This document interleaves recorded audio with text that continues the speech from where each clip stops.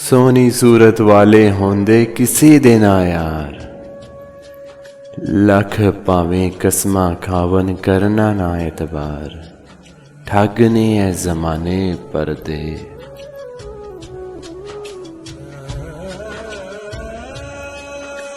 हर किसी वल हस हस तकदे, सबनू कहंदे असी तेरे, उत्तों भोले पाले लगदे विचों खास लुटेरे।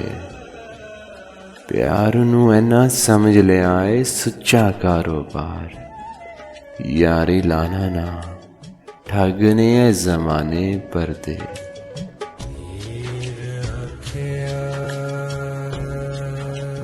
मैं ते धोखा खा बैठा हूँ, तू ना धोखा खावी।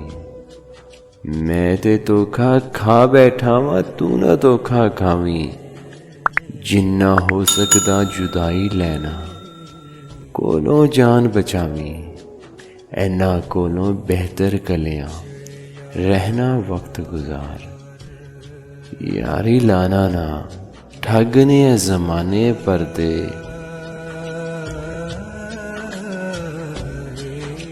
झूठे ने जालम ने लोको, झूठे ने जालम ने लोको, चन दे सारे टोटे।